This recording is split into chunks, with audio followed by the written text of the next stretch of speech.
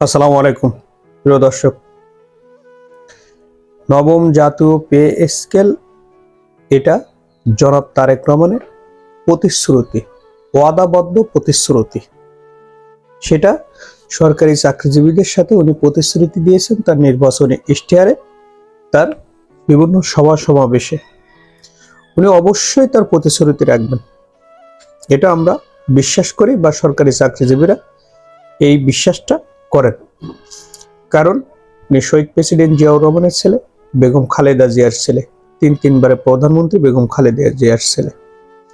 উনি বাংলাদেশের বর্তমান প্রধানমন্ত্রী, ত্রয়োদশ জাতীয় সংসদে নির্বাচিত হয়ে উনি প্রধানমন্ত্রীর দায়িত্ব পালন করছেন।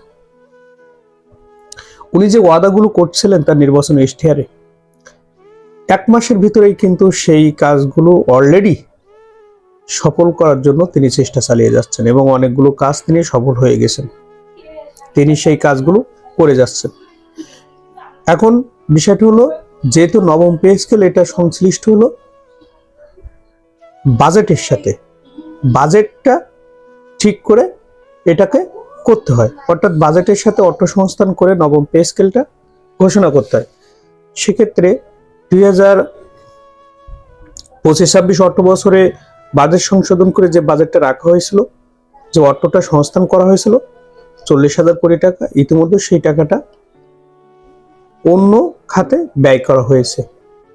তাহলে আগামীতে যে 26-27 অর্থ বছরে যে বাজেট ঘোষণা করা হবে, সেই বাজেট ঘোষণায় কিন্তু নবম জাতীয় পে স্কেলের বিষয়টা অন্তর্ভুক্ত করা হবে এবং সেটা আংশিকভাবে বাস্তবায়ন করা হবে। অর্থাৎ জুন মাসে বাজেট ঘোষণা করলে জুলাইয়ের 1 তারিখ থেকে যে অর্থ বছর পড়বে, সেই অর্থ বছরেই কিন্তু সরকারি কর্মচারীরা তাদের যে নবম পে স্কেলের আংশিক বাস্তবায়ন তারা দেখতে পাবে। প্রতি 6 মাস অন্তর অন্তর ধাপে ধাপে এইটা বাস্তবায়নের একটা প্রক্রিয়া রয়েছে। এই প্রক্রিয়াটা সম্পন্ন হতে 2027 সালের জুন পর্যন্ত সময় লাগতে পারে, তবে ধাপে ধাপে বাস্তবায়ন হবে, এটাই এখন পর্যন্ত বোঝা যাচ্ছে। কারণ বাংলাদেশের প্রেক্ষাপটে যে পে কমিশন যে চূড়ান্ত রিপোর্ট জমা দিয়েছেন, সেই রিপোর্টে একজন সর্বনিম্ন যে 20তম গ্রেডে যিনি চাকরি করবেন তারও বেসিক বেতন হবে 20,000 টাকার মতো। তাহলে 20,000 টাকা হলে অন্যান্য ভাতা সহ তার বেতন এসে দাঁড়াবে 30,000 প্লাস। তো সেক্ষেত্রে এই এত বড় অঙ্কের টাকা ম্যানেজ করা, একবারে অর্থসংস্থান করা আসলে কষ্টসাধ্য ব্যাপার। সেক্ষেত্রে যদি ধাপে ধাপে করা হয়,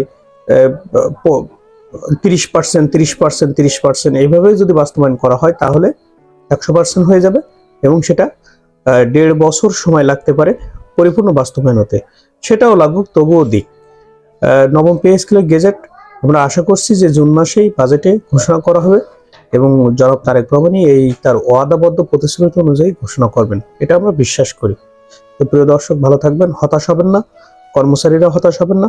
অবশ্যই নবম পে স্কেল হবে, কারণ এটা এখন সময়ের দাবি, এটা দিতেই হবে। দীর্ঘ 11 বছর পার হয়ে গেছে, কেউ কোনো পে স্কেল পান নাই, অতএব এটা দিতে হবে। আরো যে সমস্যাগুলো আছে সেই সমস্যাগুলো, বিদ্যমান সমস্যাগুলো তুলে ধরে এই সমস্ত গ্রেড সমস্যা, সিলেকশন গ্রেড বা যেগুলো আছে, টাইম স্কেল, এই বিষয়গুলো তুলে ধরে বিষয়টা সমাধান করতে হবে।